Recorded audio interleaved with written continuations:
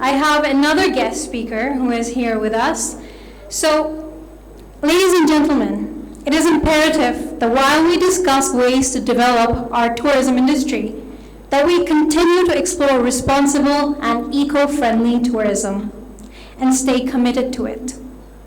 To speak on this further, let me please invite Mr. Raja Umar, DIG Forest.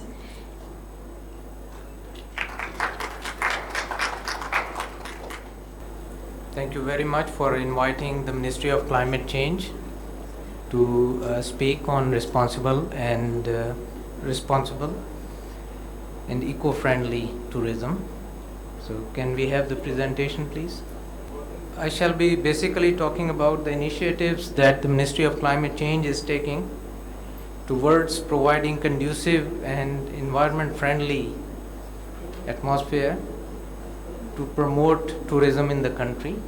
So how the ministry looks at it is that if we travel to naturally conserved areas in the country in a responsible manner and also support the local population, we are supporting the ecotourism in the country. So basically when we say responsibility, that entails the reducing the environmental impacts, supporting the local people, and as well as the tourists get satisfaction from that activity as well.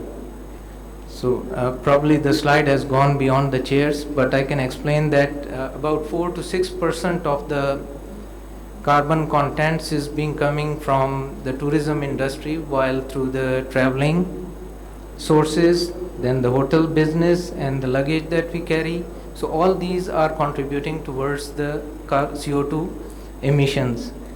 Similarly, it has been assessed that about 10% of the benefit go to the local community.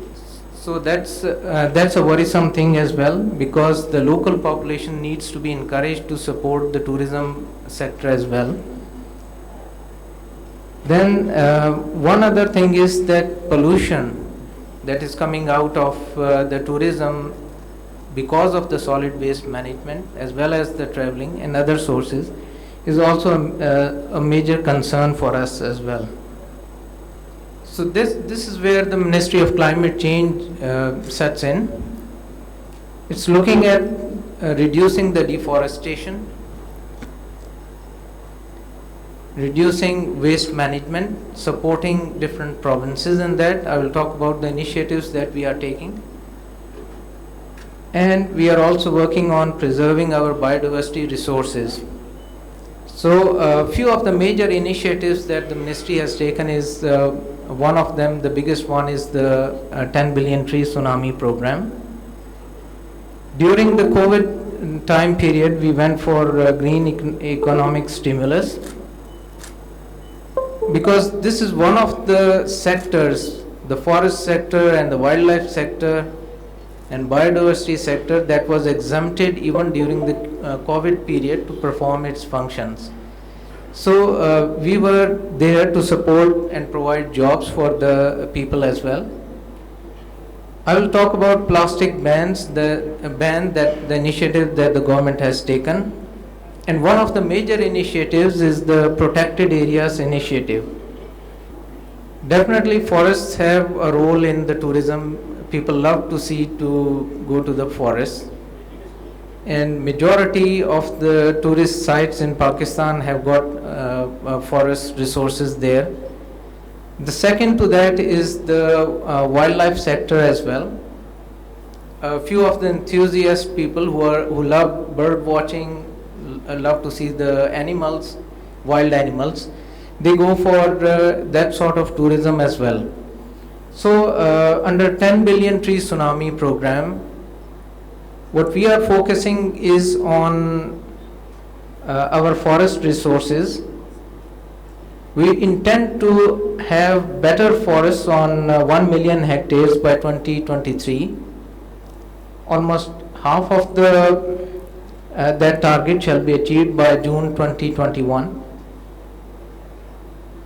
Similarly, on the wildlife side, we are supporting the Protected Areas Initiative. Presently, Pakistan has 12% of the total protected area of the whole country is protected.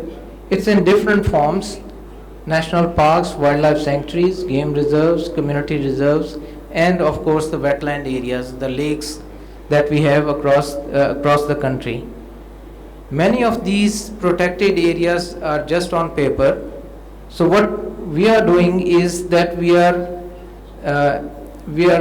improving the governance, the protection status of these protected areas through our provincial forest departments and wildlife departments.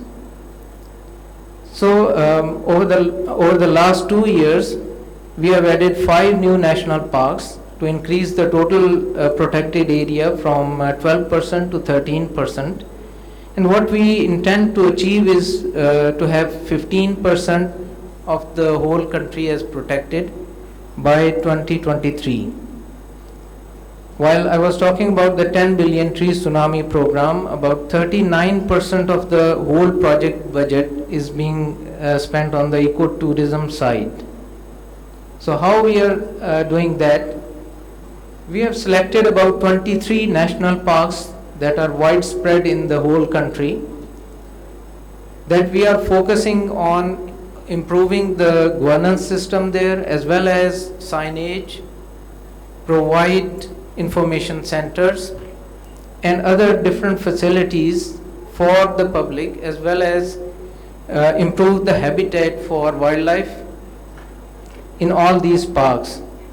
So there was a mention about just about Malam Jaba and Murray and other places, that a lot of pressure is going on to them. So if we want to decipher that, we need to have other places as well for tourism, particularly for ecotourism sites, that we can support and encourage, so that the pressure on just a few sites gets slightly reduced. So these sites were selected, keeping in a few of them are totally new sites. For example, the Prime Minister has just inaugurated the Nanga Parbat National Park and the Himalaya National Park in GB a few months back. So a few are in pipeline, like the Tucker National Park in Sindh and the Takatu State Forest area just close to Quetta in Balochistan. So we are working on these as well. I've just talked about the basics of the ecotourism regarding the protected areas, because these are the conserved resources and we have to responsibly enjoy them to our satisfaction, support the local people, as well as we have to conserve the status of the wildlife as well. So what we are doing at present is that all those structures that are being constructed, like the information center, watchtowers, and these sorts of things, these are being locally blended materials, so that we do not go for any infrastructure that is not compliant to the ecological standards. Similarly, the communities are being involved in all these activities. Besides that, we have started the national parks service in few of the national parks, but not in all. Gradually, we are going in for that. A few examples, like in AJK, we have the Machiara National Park close to Muzaffarabad. Then in the south of AJK, just close to Bhimber, we have the Diva Vatala National Park that is being improved. Ayubia, obviously, it's an old park that we have. Kuranjar in Sindh, that's a unique site as well. Salt Range National Park, this is close to Chakwal area. Then Deosai National Park, it's quite an old park. So a few of the initiatives that have come out is that we have revived one of the old tunnels in Ayubia, close to Ayubia, that is the Motor Tunnel, that was hidden since 1891. It was there, but due to the garbage and everything in it, it got closed. So that was revived a few months back. Similarly, in a few of the parks, we have established the information center, office of the park, watchtowers, and improved the signage.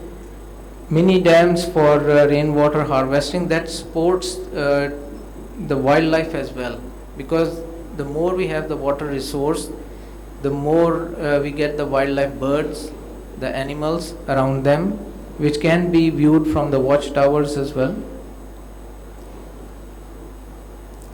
This is the Moto tunnel that is close to Ayubia. Anyone that has tracked the Dunga Gully track, that has just been revived at the end of it. Then a few days back, the Chinji National Park, the information center has been inaugurated along with the watchtower.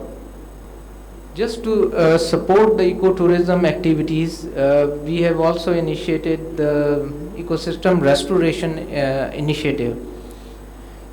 So under that as well, besides the promotion of ecologically responsible tourism, we are also supporting the blue economy, particularly in the south of the country, and few of the marine environments as well. A big portion of it will go to the wetlands. About 19 of them are Ramsar sites, internationally recognized for Pakistan, so we are working on that as well.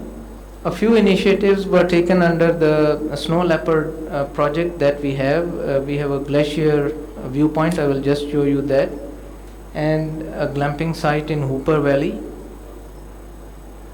This is the information center in Hooper, glamping site, and a glacier viewpoint just close to the Hooper Glacier. Slight progress has been made on a few of the solid waste management matters. That is a big issue. About we can say 35 million tons of solid waste we have yearly. So we started off from Islamabad. We have imposed a ban on single-use plastics for Islamabad. We are trying to convince other provinces as well to take up that initiative as well, but it involves some legal matters, as just it was discussed that we need to have rules and regulations. So we are working on that. Media campaigns, whenever we have the plantation activity or the national park inauguration, we go for encouraging people to go to those sites. Then a major initiative is to have clean green index for different cities.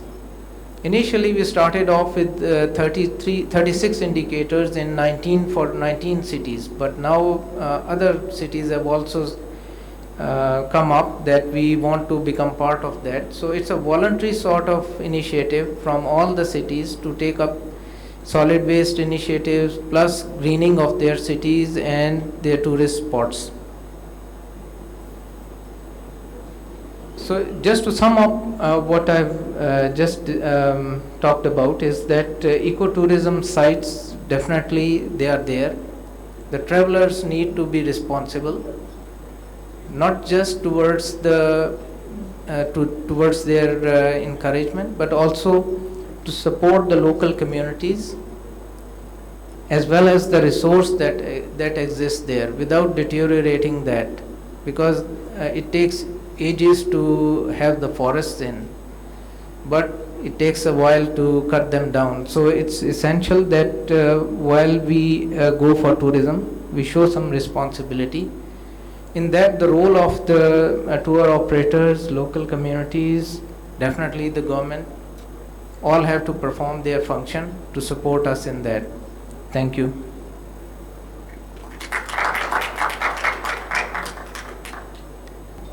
Thank you very much for that presentation, sir.